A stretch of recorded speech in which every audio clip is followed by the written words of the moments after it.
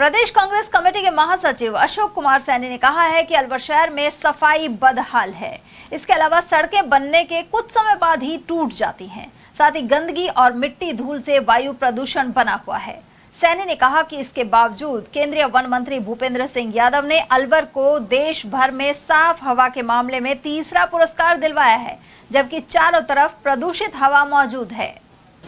Sir, बारिश के बाद जिस तरह से लगातार अलवर शहर की स्थिति बिगड़ती जा रही है, चारों तरफ गंदगी और सड़कें बहुत ज़्यादा टूटी हुई हैं, गड्ढे बहुत ज़्यादा हैं, आम जनता परेशान है। आप प्रदेश कांग्रेस कमेटी के महासचिव हैं, क्या कहना चाहिए?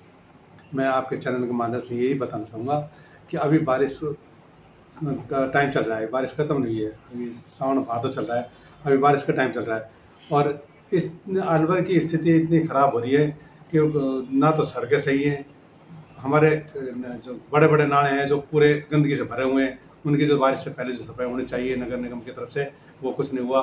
सारे नाले आज भरे हुए हैं पड़े हैं। अलवर में गंदगी को लेकर के इतनी परेशान है। शहर के अंदर हमारे पशु गाय भैंस ऐसे घूम रहे हैं, हमारे पशु जिनकी वजह से कई हादसा भी हो चुके हैं।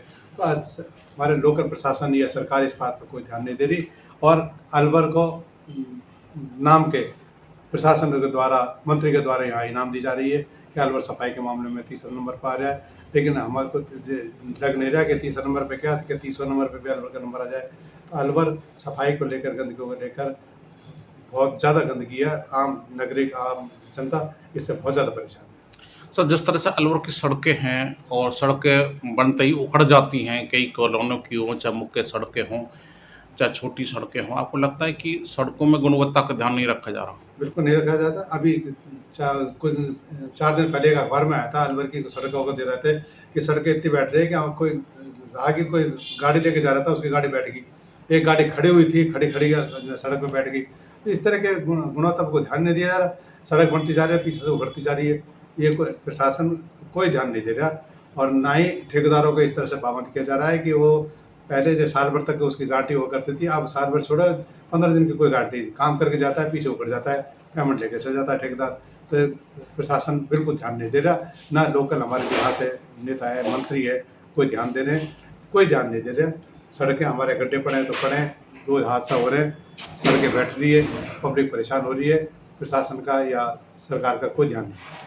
सर, अलवर के जिला कलेक्टर और नगर निगम आयुक्त को जिस तरह से जो हवा में शुद्धता के लिए, स्वच्छता के लिए पुरस्कृत किया गया है और अलवर को तीसरे नंबर का देश में बताया गया है, जबकि अलवर के भिवाड़ी हो, चाहे इंडस्ट्री एरिया हो, चाहे बगड़ के तराई का जो मल संयंत्र जो केंद्र है वो हो, तो बहुत ज़्यादा बदबू आती है।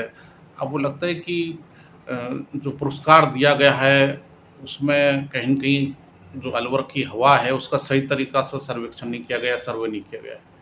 बिल्कुल सही कहा आपने।